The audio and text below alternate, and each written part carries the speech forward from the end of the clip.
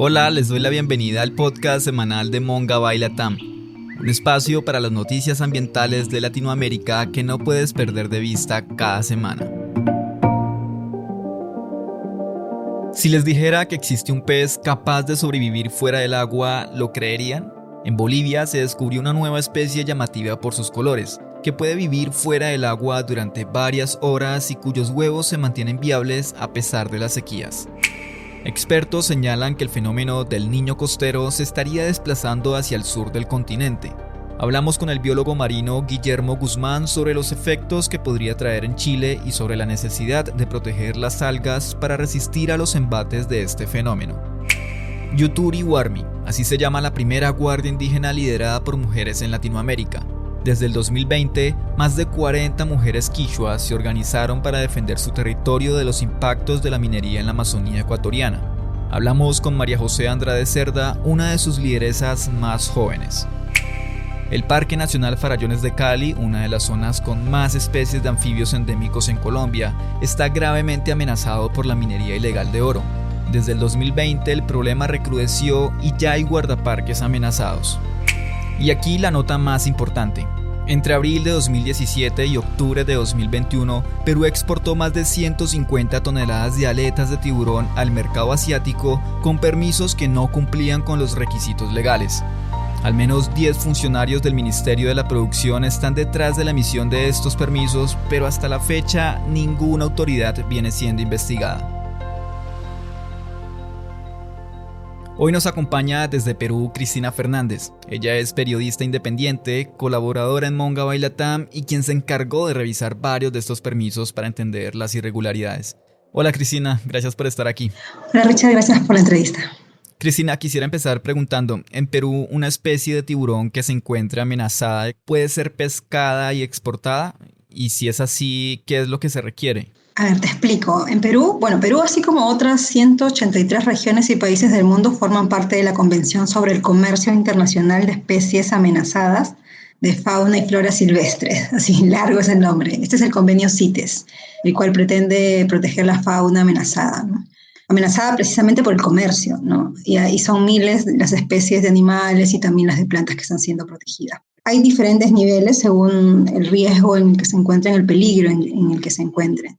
Y bueno, el análisis o el estudio en el que hemos profundizado son las especies correspondientes al apéndice 2, el cual incluye especies que no se enfrentan a una extinción inminente, pero que necesitan vigilancia para que el comercio no se convierta en una amenaza, ¿no? Entonces, en el caso de Perú, sí, varias especies amenazadas, especies de tiburones amenazadas, están protegidas por este convenio CITES, ¿no? Esto lo que quiere decir es que para que se puedan exportar e importar, se requiere de un permiso especial emitido por la autoridad CITES, que en este caso la autoridad CITES en el país viene a ser el Ministerio de la Producción, ¿no? Pero para esto también se requiere que cumpla una serie de requisitos, ¿no? Con el objetivo de garantizar este origen legal del producto y así controlar el comercio y regular también este comercio de estas especies y evitar que su supervivencia se ponga en riesgo, ¿no? Entonces, específicamente los requisitos son que en Perú exista un estudio, ¿no? Realizado por parte del Ministerio del Ambiente que haya manifestado que esa exportación no perjudicará la supervivencia de esta especie, ¿no?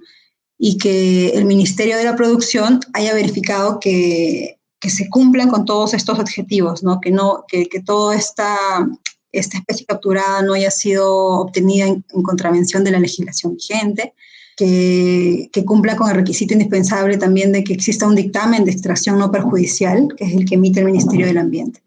Entonces, con todos estos requisitos que prueben el origen legal, ¿no? de esta especie o de la especie capturada, es que recién el Ministerio de la Producción puede emitir el permiso CITES correspondiente para que la empresa exportadora lo pueda vender. Generalmente es al mercado asiático, pues, ¿no?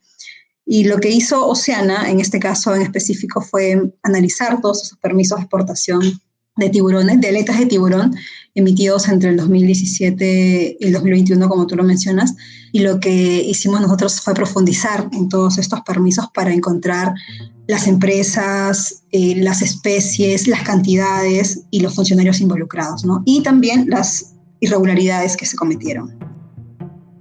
Y Cristina, ¿y cuáles son estas empresas involucradas y cómo lograron obtener estos permisos si no cumplían con los requisitos? Bueno, basados en esta información a la que accedió Ciana y que nosotros también pudimos acceder, ¿no? Posteriormente, porque ya estaba de acceso público, pudimos conocer las empresas. Ha sido un trabajo bien difícil, te comentaré, porque eran expedientes de 300 páginas y era bien complicado, fue bien complicado. Analizamos cada uno de estos expedientes de 98 permisos que tenían observaciones. Y bueno, y este análisis nos permitió identificar que 9 empresas exportadoras, entre ellas Angaf Perú, Exportaciones JME, Paladines Palacios, Import-Export KH Stella, Inversiones Perú Flippers, La Marcocha Inversiones, Marea Blue, Miguel Hidalgo y Southern Corporation exportaron a China, específicamente a Hong Kong, a Singapur y a Vietnam más de 153 toneladas de 7 especies de tiburón. Y bueno, encontramos distintas irregularidades, ¿no? Bueno, que Oceana previamente, como te comentaba, había encontrado. Una de las observaciones más frecuentes de las que pudimos encontrar haciendo todo este vaciado en una gran base de datos fue que al menos 47 permisos no contaban con el dictamen de extracción no perjudicial. Como te digo, como te comentaba, es necesario para que tengan este permiso de exportación CITES. O sea, si ya de partida no tienen este dictamen de extracción no perjudicial para esa especie en específico, ese permiso no tenía que haberse emitido, ¿no? Otros 43 casos también que llaman mucho la atención es que no presentaban el certificado de desembarque de tiburón. O sea, o presentaban el certificado, pero ya se había usado en otro permiso, ¿no? Entonces, llama la atención cómo es que las autoridades no pudieron detectar eso, ¿no? Bueno, esos son como las dos irregularidades más frecuentes. Y cómo lograron obtenerlos si no cumplían es también la pregunta que nosotros queremos responder, ¿no? Porque solicitamos información también al Ministerio de Producción, queríamos conocer si en estos años se había iniciado alguna investigación, ¿no? Y hasta el momento del cierre de esta nota no tuvimos respuesta. La respuesta formal fue de que no, que hasta el momento nadie viene siendo investigado, ni las empresas ni los funcionarios, ¿no?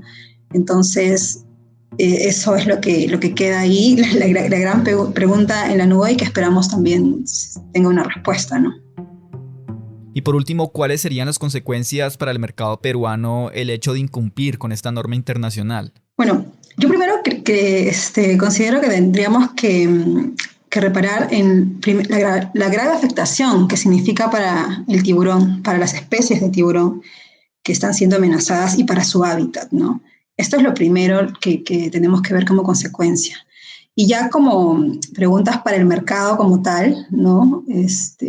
Para este gran mercado de exportación que existe en los países, es que la sanción no solamente vendría hacia el tiburón como tal o el comercio del tiburón. Los especialistas consultados por Mongabay nos respondían que el convenio CITES prohibiría al país, como parte de la sanción, la exportación de todas las especies comprendidas en el apéndice 2, que no son pocas. ¿No? Nos explicaban que se encuentran la fibra de vicuña, distintos tipos de madera, como te decía, tanto animales como también las otras especies, ¿no? Paiches, taricayas, orquídeas, o sea, vegetales, ¿no? O sea, el Perú tiene tanta diversidad, son muchas las especies que se verían afectadas, que incluso llevándose, digamos, una correcta exportación con los permisos necesarios, se verían afectados, ¿no? No se podría exportar ninguna de esas especies. Y esto es considerado en realidad bastante grave. Ya, bueno, hay que recordar que esto ya ocurrió también con México recientemente, ¿no? Que también tenía algunas especies en las que encontraron irregularidades y que el convenio reiteradamente pedía, ¿no? Como el plan y alertaba al país, pero al no cumplir simplemente lo sancionó, ¿no? Y esto lo inhabilita por un buen periodo de tiempo hasta que se reparen todas estas irregularidades y nuevamente pueda volver a exportar, ¿no? Y esto en realidad, digamos, hablando de términos económicos, también es bastante grave, ¿no? Para los países. Gracias por este resumen y por acompañarnos, Cristina. Gracias a ti, Richard. Y para cerrar tenemos una canción. Gracias al trabajo de un experto en bioacústica, un músico y las grabaciones de más de 20 aves, se logró El Canto Vuela. una pieza musical compuesta por diversos cantos de aves endémicas y amenazadas de Colombia. Escuchemos un poco.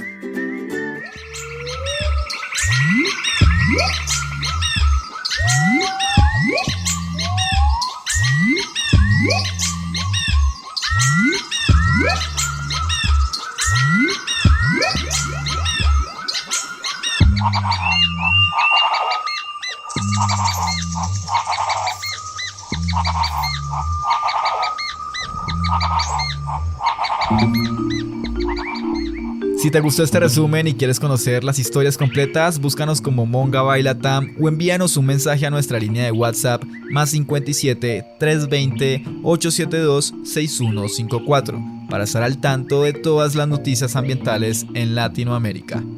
Recuerda escucharnos cada semana en tu plataforma de podcast favorita. Mi nombre es Richard Romero. Hasta la semana siguiente.